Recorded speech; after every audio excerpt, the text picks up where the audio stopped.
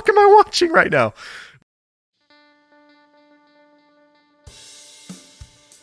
Hello, and welcome back to the True Crime Guys podcast. I'm Lauren. And I'm Michael. How's everybody doing? Got another good episode for you this week. This really could be a part of our Stalker series, and another just thing that scares the shit out of you as a father of a young daughter. Just the kind of creeps that your daughter could briefly date, and then they just can't let it go, you know? Mm-hmm. And some of them... Yep, it's terrifying. It is. Because this guy kind of There's like... nothing you can do about it. Yeah, dated her for a minute, and then a year later, still stalking her, and ultimately does something horrible. So that's understandable. I mean, beautiful girl. When I started looking into this case, I was like, at first I thought human trafficking. Honestly, I did. You know, early on we've seen this so many times, and then the strange way that she disappears. Yeah. You know. But one of those instances where the victim just had this feeling too that something wasn't right. She could sense that she was being stalked, and told her mother just a day prior to her abduction that like she was paranoid about getting murdered. And next thing you know, boom, awful. I mean, you have to trust that intuition. Yeah. And if you have family members, especially if you have children come into you, you know, and I'm not trying to blame her mother or family or anything like that.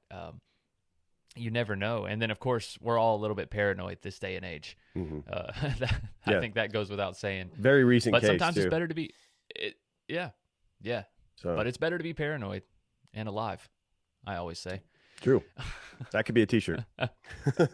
It could be. It's better to be paranoid and alive. True Crime Guys. And alive. Well, but it's better to be paranoid, ... in the back, and alive. Right. All right, well, let's get into it. All right, dude. You ready to get into this? Yep. Let's do it.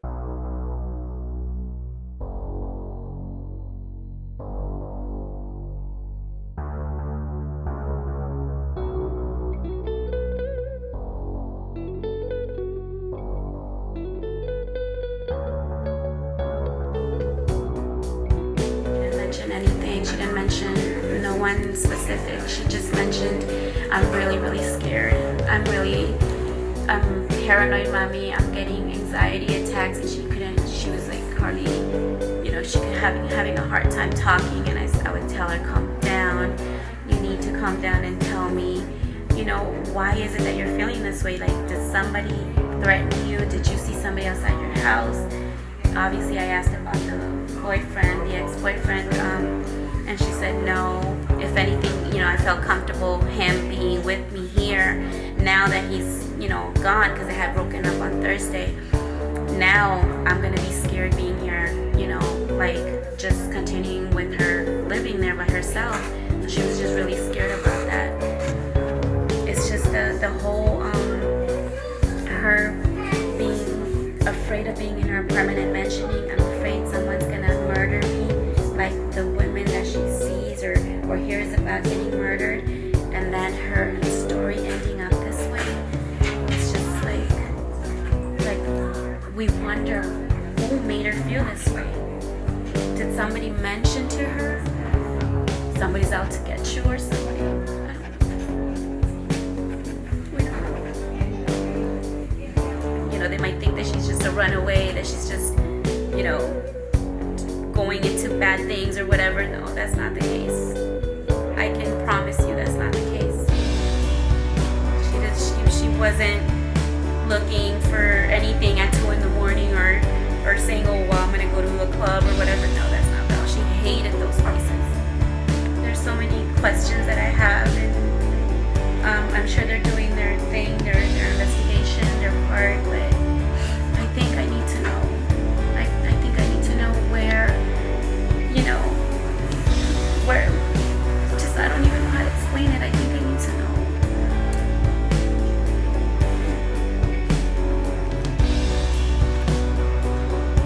I'm really hoping that by doing this, we can find justice for Valerie, my daughter, my precious daughter.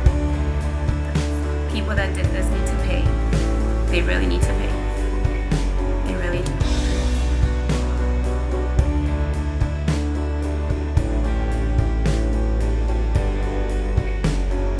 So our case this week is the murder of Valerie Reyes. Very recent case, as we mentioned.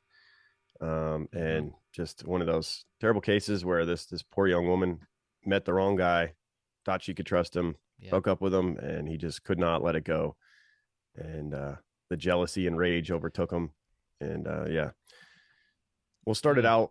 We'll start it out with the discovery of the body. So on February 5th in 2019, at approximately 8:30 in the morning, a group of highway workers were on a routine sweep of a public road in Greenwich, Connecticut.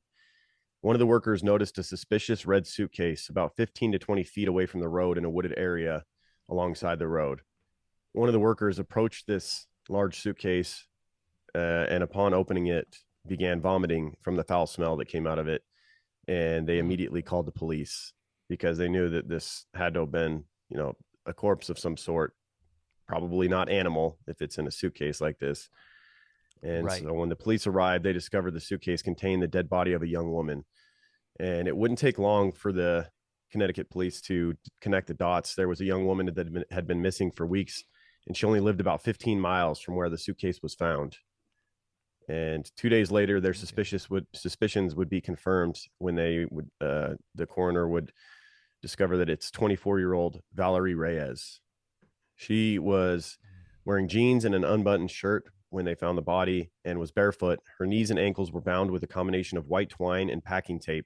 Her wrists were tied behind her back, and she had more packing tape wrapped all around her mouth and chin in multiple layers. And tragically, it would turn out that, she had been alive, potentially while in this suitcase. No. Yeah, just horrendous. Her body had been there for about 2 weeks, apparently, and had started to show the early stages of decomposition. She had a multitude of injuries around her head and face, including a cracked skull, broken nose, fractured cheekbones, and a large hematoma. And it looked, obviously as though she'd been beaten badly. Yes. And it didn't appear as though there was a blunt object. It was, determined to be just fists, just a brutal beating from someone.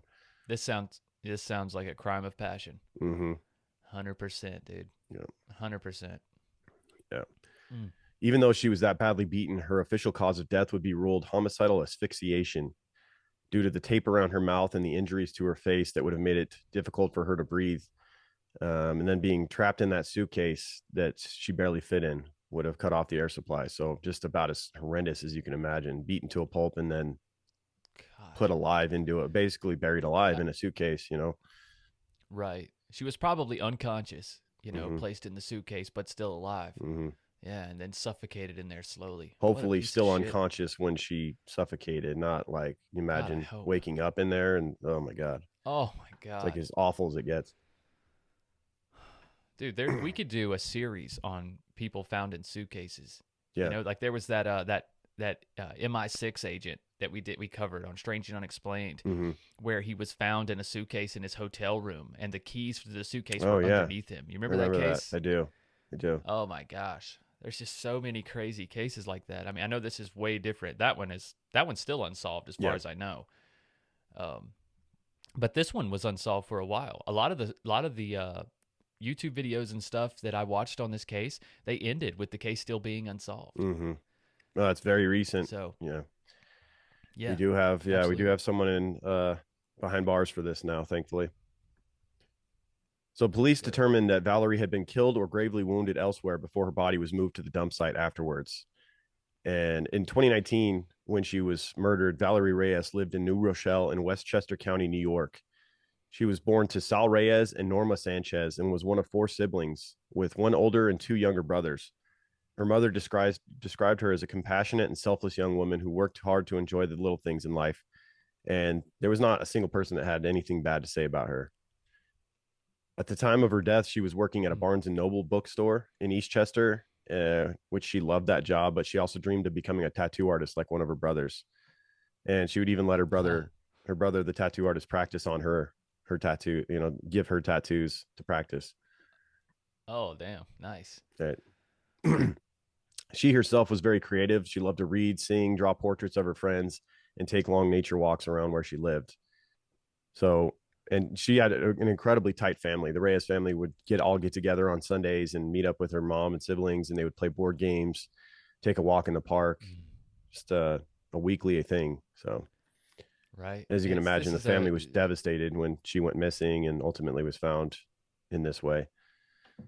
It always seems like it's these people that these types of crimes of passion happen to, right? It's like they're in a relationship, they're an amazing person, and this person who lost them or who fucked this up, they just can't deal with it. Yeah. They're like, that's the one that got away, and I can't let that one that got away go, bring joy to someone else. That's my joy that I'm missing out on. My wife had a couple guys like this, exes, that they fucked it up. She's the type that if you treat her like crap, she'll cut you off and be done. And then they realized immediately, like, oh shit, I messed up. And there was like, dude, I'm talking like a year later after she'd broken up with them, like we've been together now for 8 months or whatever, and they're still leaving like birthday cards with cash in her truck and stuff. Like, just couldn't let it go. Oh man. Yeah. Nope. Well, they know they missed out. That's the one that got away. It's the one that got away. It's like you said, it's usually the best people that this happens to, unfortunately, Yes. The most because genuine they're amazing people. People don't want to lose them. They don't want to lose them. Yeah. Well, you shouldn't have treated them like shit in the first place. That's right. People take people for granted. You take your relationships for granted. This is what happens. Yeah. So on January 28th, 2019, Valerie had told her mother, Norma, that she'd been getting anxiety attacks and that she had become scared that someone was going to murder her. This is what we briefly touched on earlier, this foreshadowing. Just a day. I wish she would have been a little more specific. Right. Well, was she specific about this boyfriend? Do you think she knew? Because, I mean, I guess she had to have. I feel like, okay, so anytime you come to this conclusion, right, before it happens, it always sounds crazy, right? Like, imagine if a family member came to you, like even a young female cousin or something like that, and was like, hey, somebody's trying to kill me. You're going to be like, calm down. Like, let's think about this for a second. You're not really going to take it serious, and nobody does. Yeah. Until it happens. It's like so many people think like this can't happen to me. They're not going to take it that far. Yeah. And then they do. It's like you can't even blame the family for not taking. It's like people say shit like this all the time, especially in this shock factor world that we live in. I mean, it's so easy to spout bullshit like this, like I'm going to kill you and shit like that. That people say that shit every day on Facebook. I mean, it's just terrifying. You never know when people are going to follow through. You have to take every threat seriously. Yeah. You really do. Yeah. I tend to think that she had a feeling about this ex that she had been with and like what he was capable of. And unfortunately, she didn't tell her mother, and her mother didn't like this guy either. We'll come to find out. And so mother's intuition. Yeah. You wish that she had spoken up and told her mom that it was this guy that I'm worried about, that I think he's still following me or whatever. And maybe her mom would have said, come stay with me for a little while or something like that. Maybe it could have been avoided, but who knows? As it was, she didn't tell her mom, who it was that she was worried about. She had broken up with her most recent boyfriend in January 24th, only 4 days before this conversation. But when Norma asked whether he was doing something to make her feel threatened, she said, no, that wasn't anything to do with him. And that would be truthful. The most recent boyfriend was not the one that she was worried about. The culprit. Yeah. So Norma, her mother, tried to get more details, but she was shut down by Valerie. Valerie was not wanting to go into it any more than that. And sadly, this would be the last time that she would ever speak to her daughter. Later that evening, Valerie exchanged a phone call with her best friend of almost a decade, Jeffrey Anderson. That conversation seemed to mostly be about Valerie's current anxieties, as Joffrey said he tried to talk her through the fears and of being attacked before saying goodnight to her at 11:30. Maybe having that conversation we just talked about, where you're saying, like maybe you're overreacting, and right. Who knows? Yeah. But not the case. Yeah. So the next day, Tuesday, January 29th, Valerie and her mother, Norma, had plans to go to Home Depot together, but Valerie never showed up and wasn't answering any of her mother's texts or calls, which wasn't like her. And Norma assumed that Valerie was just overtired. She's been going through a lot with anxiety, probably not sleeping a lot. And she just let her daughter be. But by the next day, when she didn't show up to work the next morning on January 30th, that's when her parents fired up the alarms and filed a missing persons report with the New Rochelle police. Imagine the eeriness of that when your daughter tells you something like what she told you, and then that next day she doesn't show up to go to Home Depot, and then the next day she doesn't show up to work. You're like, oh no. Yep. She's not answering your texts, your calls. You're not, you're not on bad terms. Yep. Yeah, this is a serious red flag right here. So one of the first things that police did was search Valerie's apartment. The apartment seemed to be in normal order, but forensics did find a small amount of blood in various places. A small blood stain on Valerie's pillow, 2 small stains on the bathroom floor, and another one on the toilet. So maybe droplets. Not the biggest cause for alarm right away. You probably find the same kind of thing in most homes. You could get it from a bloody nose or a small cut or something, just little droplets of blood. Absolutely. Police also identified a number of items that were missing, though, from her apartment, including her iPhone, her iPad, her wallet, and several items of clothing and bedding, which is never a good sign when you see the missing bedding and if it's not in the washer, or even if it is in the washer, really. But like, especially if the bedding's just gone, fucking bad sign. Like, that's like number one in my book. Yeah. That's bad. And all electronics. Yeah. iPhone and iPad. Right. Yeah. That's not good either. Not good. So her family and friends were insistent that she would not have just disappeared on her own contacts. So that makes, all the devices being missing seem more suspicious when they say she wouldn't just leave. And so why is all this stuff missing? And that, combined with Valerie's recent concerns that someone had wanted to kill her, led police to believe that foul play was involved. Thankfully, they took this very seriously right from the jump. An immediate person of interest was the boyfriend who she had just broken up with recently, as he could have been a potentially strong motive to hurt her, obviously, having them just broken up. But he was quickly ruled out as a suspect and actually took on a significant role in the search for Valerie. So who was it? Was it, what the police were wondering that took this young girl?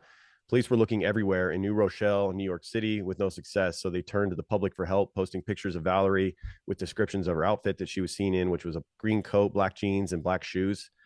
And the police were blowing this up all over social media, on the news. And due to the fact that this case ultimately took place in 2 different states, because remember, her body was found in Connecticut and she lived in New York. Granted, I think it was right on the border, right? Because the body was found only 15 miles from her apartment. So, but because of this, it helped. The jurisdiction, it helped. Yeah. It helped. I mean, if we learned anything over this case, in today's age, back in the day, dropping bodies on other state lines would be an advantage. Now it's a disadvantage, because now you get law enforcement, different agencies involved. You get the FBI involved. You get multi-state jurisdiction. Like, not a good idea now. In the 70s, great idea. Nope. Not a good idea now. Yeah. No, because now, police officers, they've seen this shit so much. Now they know that it's like, oh, wow, they went into another jurisdiction on purpose. Yeah. They're actually trying. So this is someone, this is someone who committed this crime for sure. This is not some one-off. So because it took place in 2 different states, the FBI was quickly called to help with the investigation. And they would get a break in the case when they were alerted that at 5 a.m. on January 29th, a few hours before or after Valerie was seen, her debit card was used at a bank in New Rochelle to withdraw $1,000 from her account. So she goes missing, and all of a sudden her card's used to withdraw $1,000. The surveillance footage from in and around the bank was looked at and showed a man wearing a black sweater and trousers and black Adidas trainers with white soles, with his hood pulled up to hide his face. So now you're like, he was wearing 100% sure that 100% sure there is foul play at this point. I mean, 100%. Yeah, she's missing. Her card's used, and you look up the footage, and it's a man in all black, hoodie, everything. You're like, yeah, this is not good. Nope. This man parked a black Honda opposite the bank, entered the building, withdrew the money from an ATM, and then returned to the Honda and drove away. An hour and a half later, the same Honda was spotted again on security footage at a New Rochelle intersection, and the license plate was recorded. And when the police would track down this number, they would find that it was registered to a rental car company in an area called Flushing in Queens, New York City. So rental car. Okay. Clearly, this is some premeditation here to whoever did this. They're trying to cover their tracks, not using their own vehicle. But of course, renting a car, it has traces. Even if you try to use another person renting the car, is this right? We'll see. It's still. So this car had been rented from January 28th to the 29th, only around the time when Valerie disappeared. Another red flag. The person it was officially rented to was quickly ruled out because he was not the only person who could have driven it. Customers could also add authorized drivers to their account. So the main person that rented it added some additional people that were allowed to drive the car. One of these authorized drivers for the rental car was a man named Javier Rojas. And when police had interviewed Valerie's friends and family, they had heard about an ex, a guy named Javier, who Valerie had dated briefly in 2018, but who she had broken up with almost a year before her murder. Valerie, yes, never got over her. Never got over her. This is the stalker Yikes. here. Valerie and Javier had met through a dating website and gone out for about 3 months before Valerie ended the relationship in April of 2018.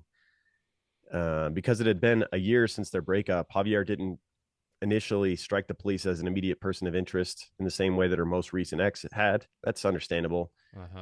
You got a year's time, and then you had this ex that she just broke up with. Clearly, it's going to be more likely to be the one that she just broke up with. But I wonder if he saw her out with this new guy, and that's what sparked this. You'll see in the crime line later, it was even more than that. Something similar, but like creepier.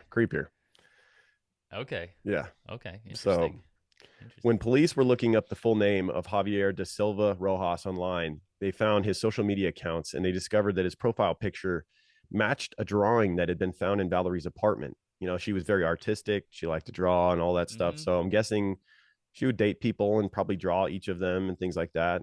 Maybe something they did together. And she still had this drawing in her apartment of him. And it confirmed that, you know, he was in fact her ex-boyfriend. Because they'd heard, as we mentioned, that from the family that she had dated this guy named Javier, you know. But now they got confirmation this is the same Javier. His address was registered to a condo in Flushing, and the police went to check it out on security cameras. And that's when they saw that on January 28th at 10:50 p.m., so it was the night that she went missing, Javier had left his condo wearing the exact outfit, all black with the same trainers and hood that the man using Valerie's bank account had worn.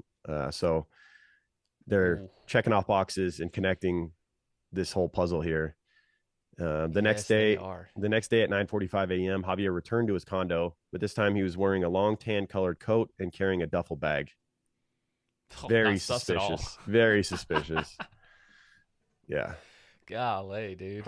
Several minutes later, he left home again, this time without the duffel bag.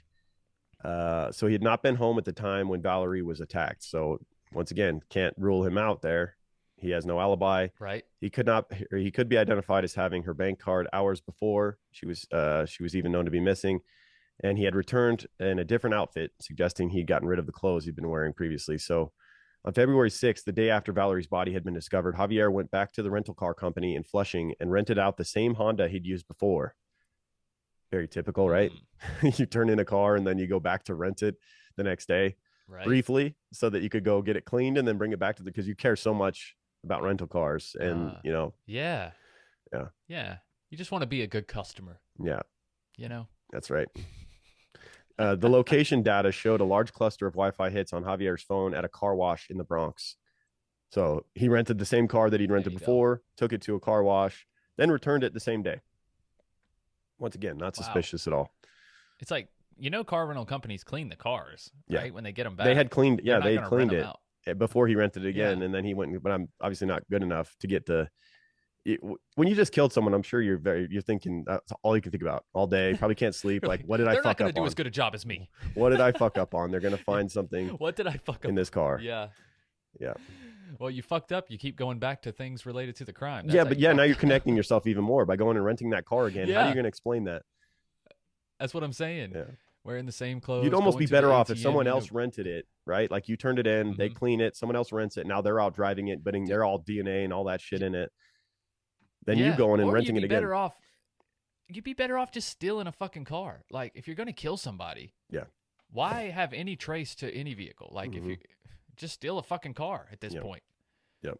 Like and just ditch it later or return it. Wear gloves, wear a mask. Yep. Why am I giving criminals advice on here? What the fuck? What am I talking about? Right. Scratch that. Just rent cars. Put your name on the fucking receipt. So on February 11th, police from both Greenwich and New Rochelle departments arrested Javier on charges of larceny for his use of Valerie's bank card. So this is their opportunity to get him in custody so that they can begin putting pressure on him.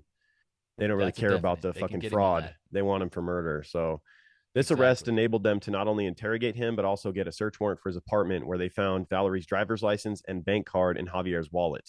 Ooh. That's hard to explain as well. This girl. You got it in your wallet? Mm-hmm.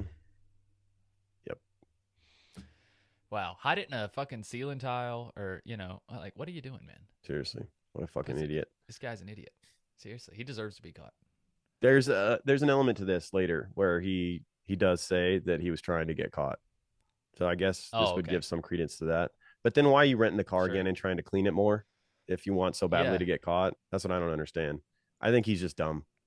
And later on, he's trying to act remorseful and trying to act like he felt so bad that he wanted to get caught. But I just don't buy it.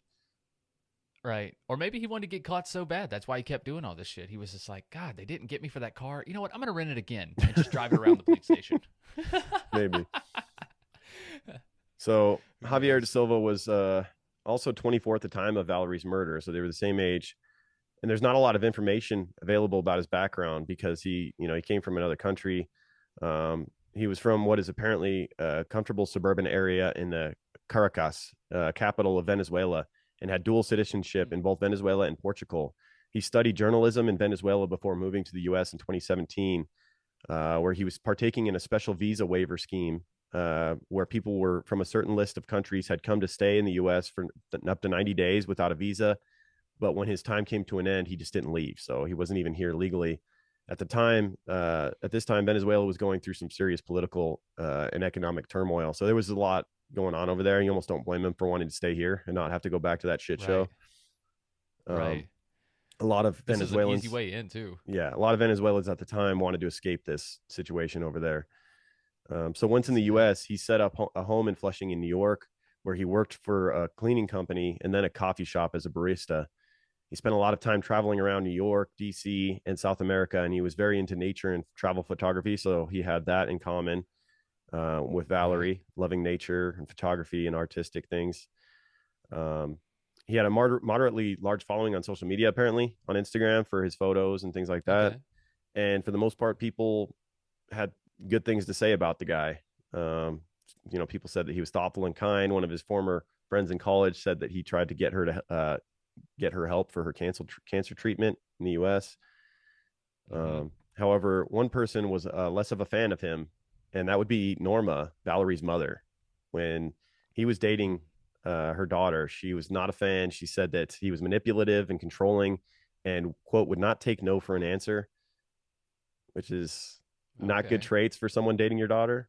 You kind of want him to take no for an answer, Yeah. She said that when they were dating that he had told Valerie that his mother was dying of cancer in Venezuela, and it's not clear whether that's actually true.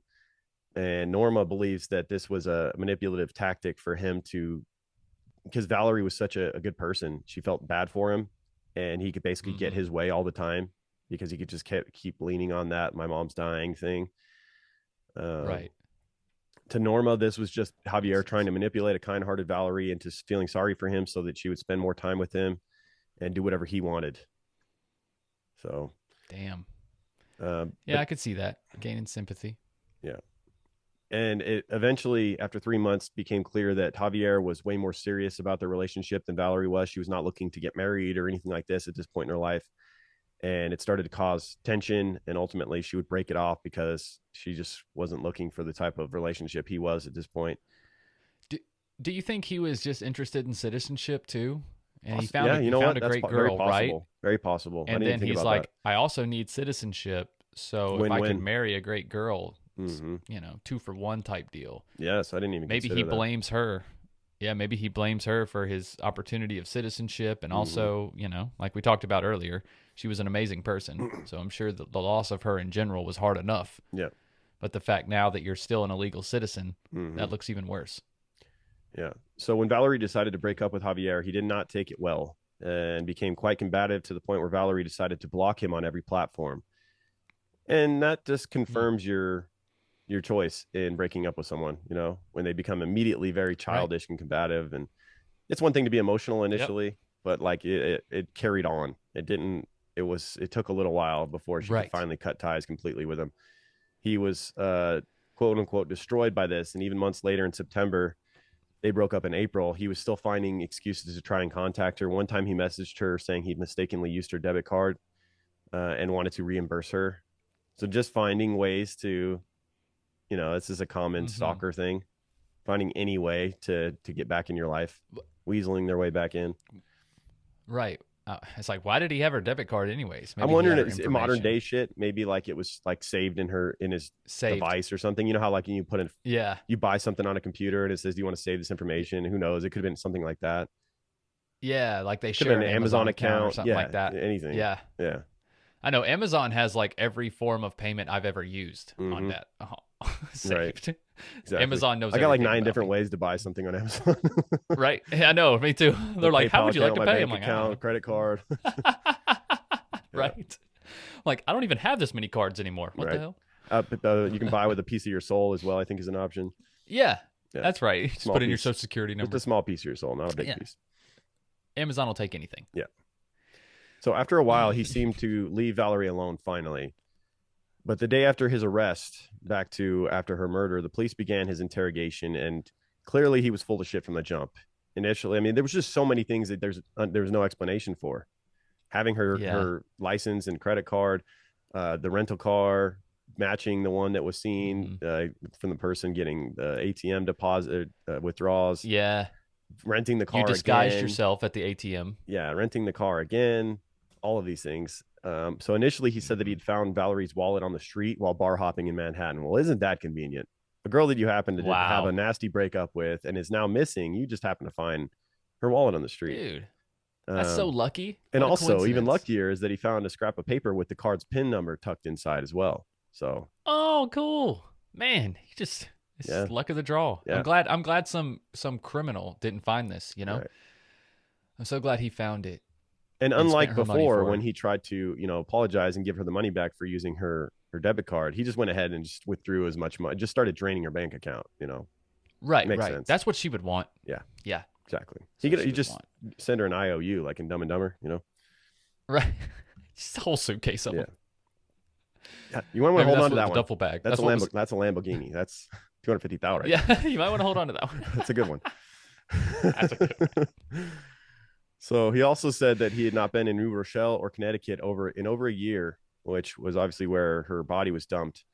And to that point, he hadn't seen Valerie since early 2018, he said, which could all be proven wrong very easily with his phone and location data. Eventually, he admitted that he had driven his rental car to New Rochelle on the evening of the 28th. So they slowly start getting him to admit more and more and breaking down.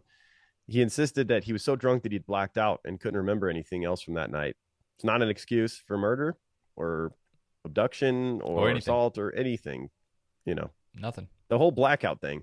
Well, I don't remember it, so therefore I shouldn't be accountable for it. Sorry. You get so drunk and drive that you black out and you run into a bunch of people. You're still accountable for it. Yep. Still manslaughter, bro. Yep.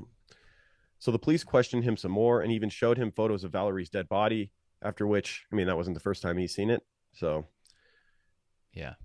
After which he changed his story again and tried to tell them that it had all been just an accident, that he had visited Valerie at her apartment on the night of January 28th. Despite them not having been together for more than 9 months, he claimed that the two of them had sex, during which Valerie had fallen and hit her head. So she breaks up with you. It's a nasty breakup. Almost a year later, you show up in the middle of the night at her apartment. She lets you in. You guys have sex and she falls and hits her head. Sounds so believable to me. What a stretch. This is fucking sex sent me to the ER situation. You're right, bro. Come on. This is some bullshit. This is unbelievable, right? I mean, but he knows he's fucking dead in the water. So it's like, what does he have to lose from bullshitting him a little bit more? Right.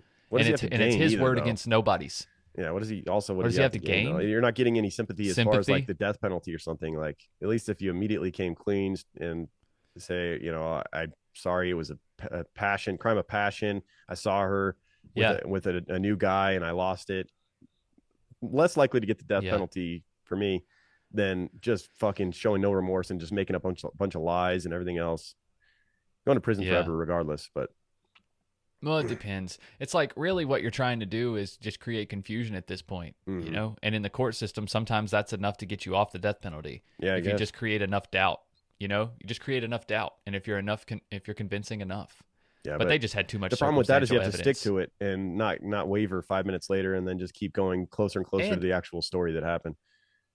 And there can't be concrete data and facts that disprove it. You can't. It has to be a circumstantial case for this tactic to work. Yes, here, completely circumstantial. Far from a circumstantial case. There's plenty of physical evidence.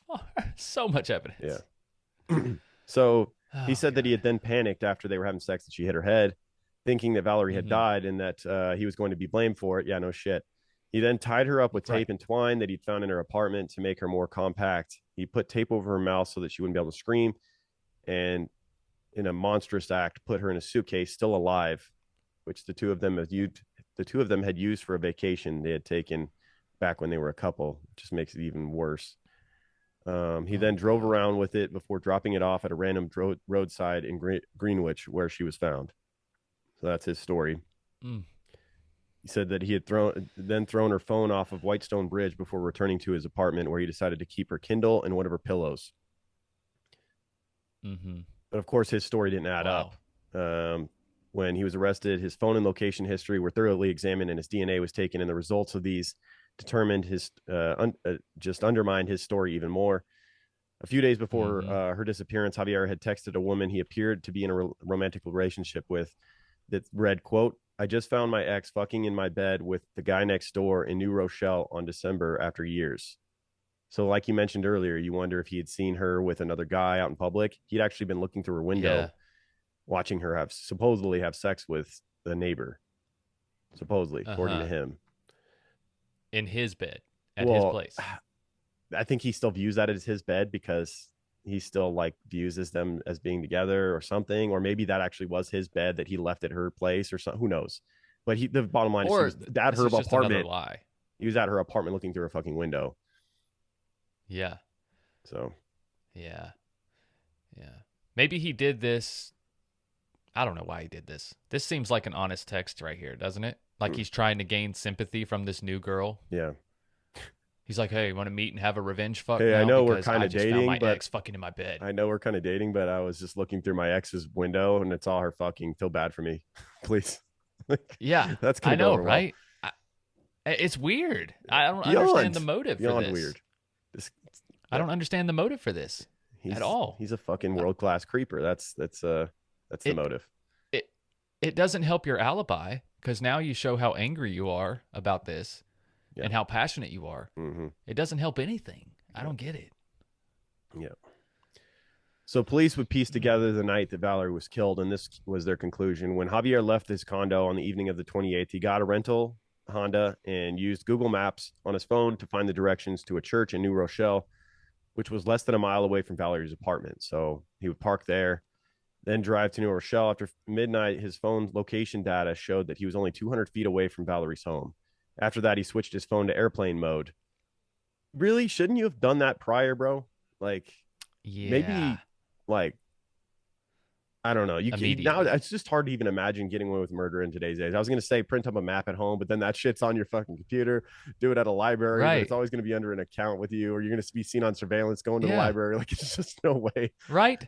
Well, there's always an IP address tied to every computer you use. So if you use one, they're going to be like, okay, it's this computer. Okay, pull up the camera that looks at this computer. Okay, there he is. Yeah. Mapbook, old school mapbook, maybe. But then you got to find her address, which means you have to like Google her name and get her address, and it's just like. Right. Good luck. Anyways. Yeah, good luck, dude. But it's definitely like switch off location services a little further away than 200 feet from her apartment. So right, walking distance, and you're just now cutting it off. So then he switches his phone to airplane mode in an attempt to conceal his presence, which I don't even think works. It'll just not allow incoming calls and texts, but I'm pretty sure that you can still be tracked. Pretty damn sure. Yeah, they can still locate you if that phone's on. Yeah.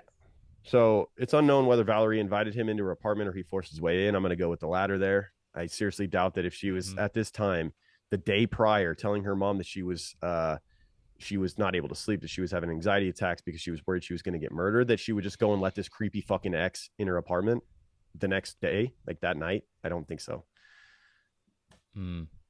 So you never know. If he came in under the guise of, I just need to talk, I just need to sort some things out. She is a good person. I mean, she probably does. Also, maybe there was a level of her that was so afraid of him that she's like, maybe if I let him in and whatever, like, you know, we can sort this out. He won't try to do something terrible to me. Maybe. Yeah. So his DNA would be found on both a breast swab and a genital swab taken from Valerie. So there was sexual contact, whether it was consensual or not. Something went down. They also found his DNA on the handles of the suitcase and under Valerie's fingernails. I mean, you can't get more fucking evidence. This is so easy. Slam dunk for prosecution. Seriously. He and Valerie had an argument supposedly that resulted in Javier attacking her, beating her up, tying her up with a combination of tape and twine he found in her apartment, then putting her in the suitcase in his car, and then into the car. And police say Valerie was still alive during this time. He potentially then cleaned up the crime scene, which could be why there was so little evidence found there. 3 hours later, Valerie's phone stopped pinging telecom towers, indicating that her phone had also been placed in airplane mode. Around the same time, he used her phone to go through all of the contents of her iCloud, including all of her notes, her photos, just straight creepy, just trying to find out who she'd been talking to, probably making himself even more filled with rage, seeing that she'd been talking to other guys or something. He sat there doing this, going through all of her stuff for well over an hour.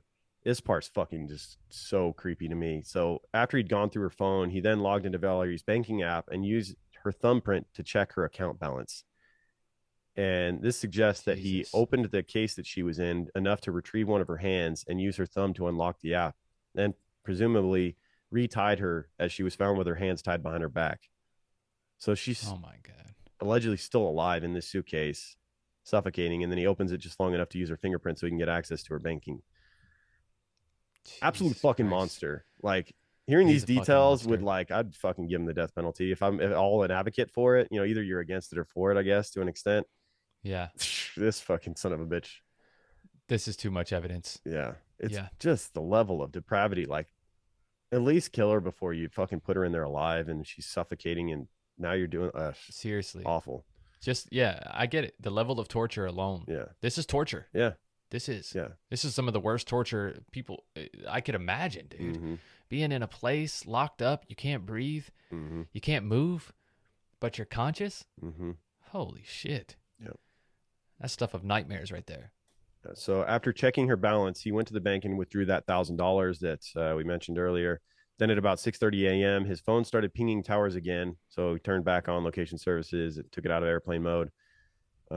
He seemed to go through much of New York State, Connecticut, and back to New Rochelle, then back to Connecticut again, and seemed to be searching for a good spot to dump the suitcase. Finally, he would stop in Greenwich, where he abandoned Valerie's body on the side of the road, where it would be found 2 weeks later. So not smart enough to, once again, to turn off location services where you dumped the fucking body. Like, your location was seen right where the body was dumped. Once again, just idiotic. He just didn't have a lot of knowledge about this type of stuff, man. Apparently he not. Just wasn't very technically savvy, apparently. Yeah. Yeah, I don't know. Quite a following on Instagram for a minute there, though, apparently. Tech savvy enough for that. Well, it ain't hard to take pictures and post them on Instagram these days. Yeah. I mean, everybody's a photographer.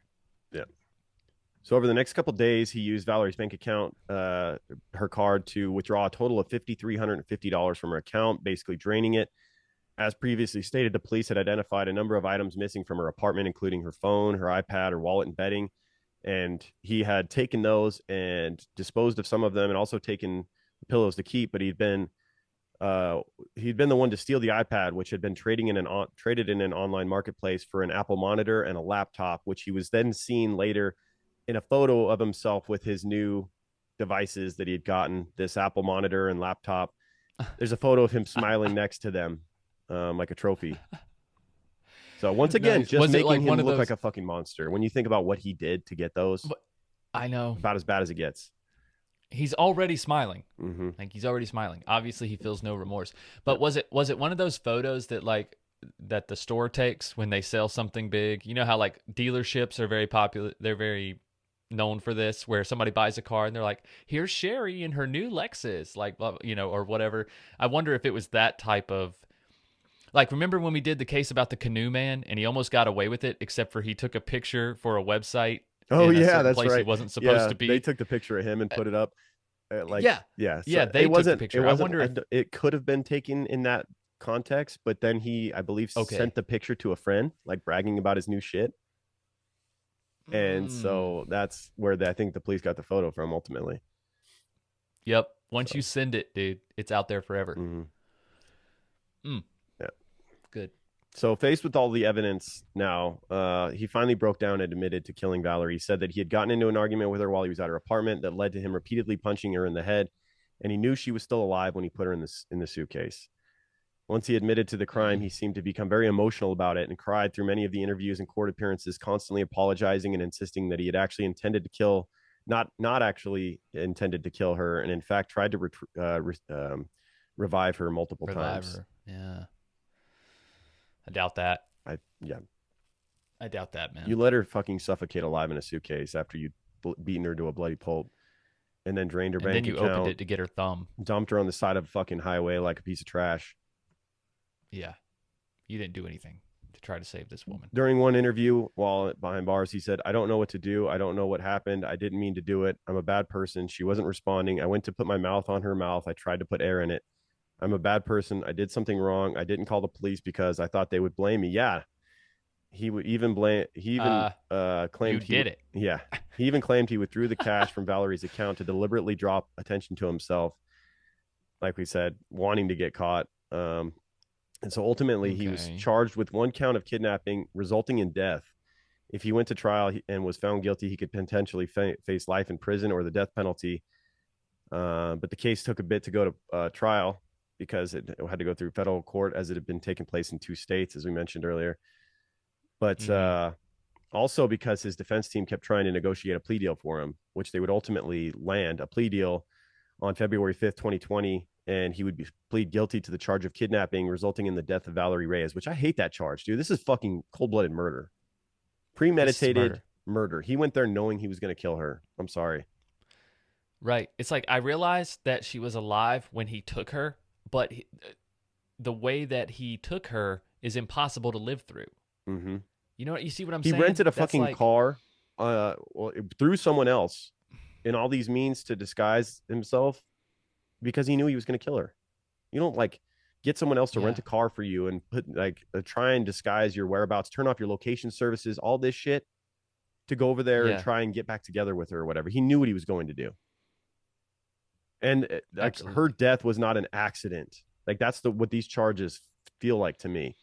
Kidnapping you don't with put a resulting layers of in tape death. on somebody. Yes. Yeah. Fold them up into a tape suitcase on somebody accidentally. Yeah. Yeah. Dump their body on the side of a highway. Like, come tape? on, man. Yeah, it's mind blowing to me that there was no murder charge here. The audacity. Yeah.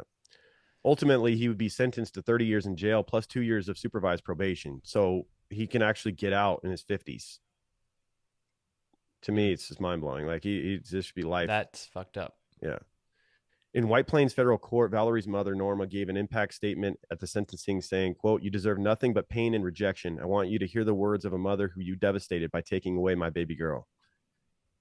To which Javier apologized, saying, quote, "No words can express how repulsed I am by what I did. I will never forgive myself. I cannot ask you to forgive me because I don't deserve it. I would like you to know I'm very sorry." And as we mentioned, if he makes it through the 30-year sentence, he will be only 55 years old. However, Immigration Services has already indicated that they would likely deport him back to Venezuela once his sentence is over. And so he can go be a creep over there. Seriously. He doesn't even deserve that, dude. Right. I cannot believe he doesn't get life minimum. I don't know how there's not a murder charge. It's clear, like there's I don't get it. Clear. Dude. It's not even like murder too. This should be like first-degree murder with premeditation. Like clear what he was heading there to do for me. Turning off all the tracking shit on his phone, or at least trying to. So the only thing that keeps him from getting a definite murder charge is the time of death. This is frustrating. I'm not sure why they did that. What the fuck? Yeah. You see what I'm saying? So let's say he obviously attacked her, right? So if he attacks her, knocks her over the head, and they can confirm that she died right then, then they would give him a murder charge. But the fact that she was just knocked unconscious, but then he proceeded to suffocate her. Like, she asphyxiated because of him. Yeah. Asphyxiation was the cause of death. Mm-hmm. Like, I feel like this is a really because easy he taped her mouth murder. with layers and layers of tape and then put her into a fucking suitcase. Yes. Yeah. That's the same as putting your hands around someone's throat and that's actually absolutely a hell of a lot worse. Actually, anyone would rather just be strangled to death than deal with that, being taped up and put in a suitcase after you were bludgeoned to death, basically. Seriously. Yeah, it's about as horrendous of a way to die at someone else's hands as you can think of, and for there not to be a murder charge to me is just mind blowing. Yeah, it's absolutely devastating, dude. And then all of the evidence, all of the anger that he had towards her, and God, and then her going around talking about she felt like somebody was after her. Oh, it's just so disheartening, dude. Yeah. that this guy got away with this shit. Like, yeah, getting out at 55 would be a gift. That's pretty young, man. In today's day, that's pretty young. He could still have another 30 years of life ahead of him after that. Whereas she has been gone. Exactly. Now, do you think that the U.S. just doesn't care about his case as much because they know he's going to be extradited upon getting out? So maybe they took it a little bit less serious because they're like, hey, look, if this guy gets out, he's not going to be our problem. We're not going to let him stay here. Maybe. You know, it's like, well, this will be Venezuela's problem. Now they have a killer over there. I don't know, man. It just... Yeah, maybe they wanted to save some tax dollars by not keeping him here another 30 years in prison. Right? Yeah. Still, and what state was this again? This was New York. There's innocent human beings in Venezuela that could be harmed by this piece of shit. So if you just care about humanity at all, you know, you should be behind bars forever. Right. So, but we know how people are. Money is king, and if you can get out cheaper giving this guy a 30-year sentence. I don't know how. Yeah. I mean, I don't know how New York is with executions, but I'm sure they're not executing people left and right. They're probably a lot like California, honestly.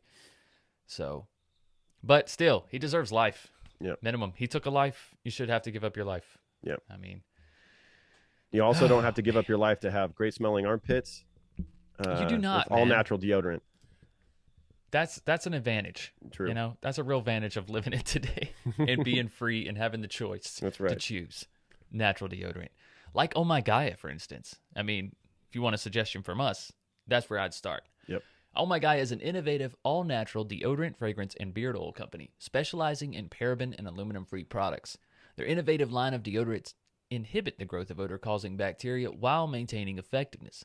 And at Oh My Gaia, they use only all-natural, paraben, and aluminum-free organic ingredients. Guys, like we always say, there's tons of scents to choose from, as well as scented oils and beard oils, guys. If you're growing out your beard for the winter, we got No Shave November coming up. You might as well start now, right? Get you a little jump on that. Get you some beard oil from Oh My Gaia. There's tons of scents to choose from vanilla, cherry almond, sandalwood, lavender, lemongrass, Egyptian musk, coconut, dreamsicle, leather. And honestly, is there a better scent for beard oil than lumberjack? I mean, it's in the freaking name, dude. It's like the perfect beard oil right there. If you don't know where to start, you got a big old lumberjack beard. Get you some lumberjack scent, man. Yep. Complete the look. Honeysuckle, fireside, bergamot amber, pear, sweet pea, sailor, barbershop. Barbershop's one of my favorites. It is. I've been wearing a lot of barbershop lately. I've been switching it up. I love Egyptian musk, but I love that barbershop too. It's so fresh. Oh, I love clean. it. You just it's in my rotation. It's in my rotation. Scent. Right now, it's tobacco caramel, which is a scent that only Michael and I have, I believe, pretty much. Maybe one other person. Yeah. Did you ever got yours? Actually, I don't have tobacco yet. I don't have it yet. You're missing out. But it's my fault. I haven't messaged Wendy about it. I just mentioned it on the show. You're missing out. She may have not heard that episode. She needs to make that a scent available. Really? It's so good. Okay. We need to talk to her. That one's in the rotation. Maybe. Some barbershop, some lumberjack, and some True Crime Pine, of course, is in my weekly rotation. True Crime Pine. Which I didn't even mention yet. I was going to say we have our very own scent called True Crime Pine. Mm-hmm. Maybe we could talk. Maybe if Wendy hasn't planned on keeping the tobacco, maybe we can put a true crime spin on that one as well. We can help her market that one as well. I don't know what we'll call it, but we'll think of something. We'll call it the Smoking Gun or some shit like that. It'd be cool. Oh, dude, something to do with a creep van, because I mean it's candy and cigarette smell. It's kind of like a creeper, you know. It's kind of creepy. Creep van caramel, right? Let's go. Right. Creep van. I don't know. Right.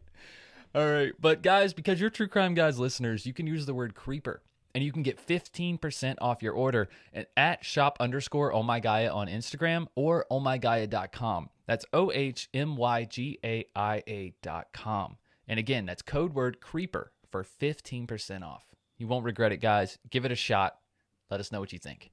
That's right. Do it. Also, check out our other weekly sponsor, Tonic CBD. Their farm to bottle plus botanical blends are formulated to provide targeted support where you need it most.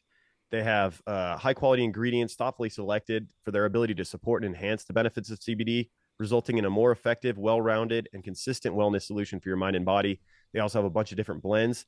Personal story about Tonic real quick. My mom it's changed her sleep patterns. She's so thankful I gave her a bottle of Grounded, and she's been taking it religiously every night and getting she says she sleeps like a rock, wakes up feeling rested. She has sleep apnea and has one of the machines and stuff. And I have not seen her so well rested in the mornings. So between her sleep apnea machine and grounded, she sleeps and she goes into that REM sleep at night now. And she's a different person. See her happy in the morning instead of just exhausted. So life changing. That's when you really notice the benefits of CBD is the consistency. Once it's the consistency of use. Yep. I like to take it an hour before bed, and you just start feeling more and more tired as an hour goes by, and you're just ready for bed when it's time.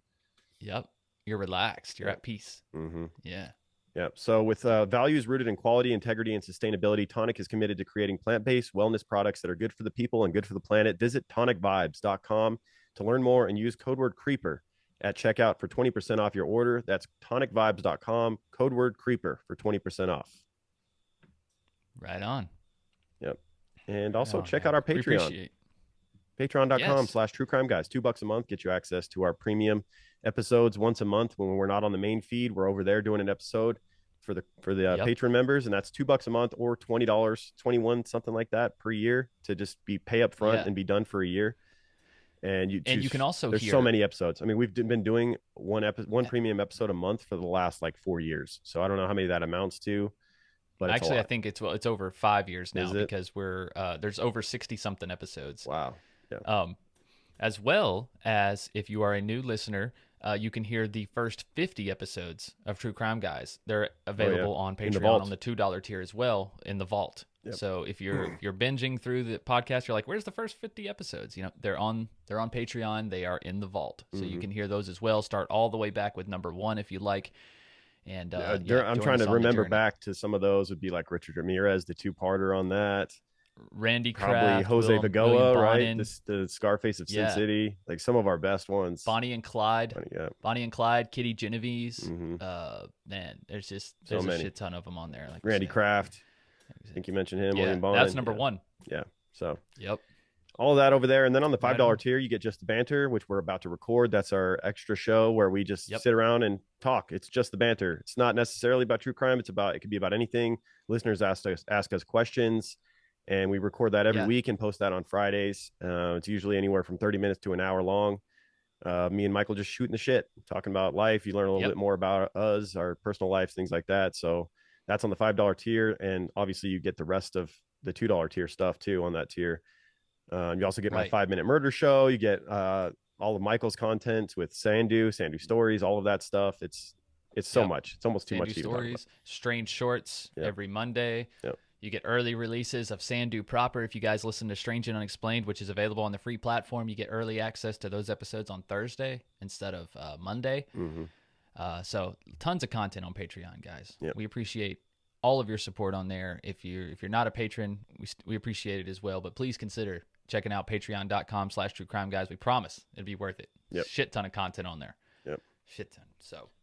All right. There's also links to everything, links to the sources for this episode, links to our sponsors, links to our merch. We have merch available. If you want a shirt or a hat or a patch, like click the links below the episode. And also our social media. If you don't follow us on Instagram, Twitter, Facebook, we're all over there. We have a private Facebook group ran by a listener, Michelle K, which you can find like-minded creepers on, share memes about murder and things like that on there. Check that out. And that about does it. We'll see you guys next week. Keep creeping. Keep creeping, guys. From the minds of True Crime Guys, come TCG Weekly. If you've enjoyed this episode, please feel free to check out all the other programs on the TCG network. Every Wednesday, a new episode of True Crime Guys proper, Strange and Unexplained on Mondays, and Full House Fantasy Football on Fridays to start your weekend. And if those aren't enough, head on over to our Patreon account, where you can have access to hundreds of hours of content, including older episodes and other Patreon exclusives like Strange Shorts, Sandu Stories, Higher Thoughts, and the 5-Minute Murder Show. But until next time, guys, keep creeping. Hey, how do you shut this thing off? Over? You hush your mouth, boy.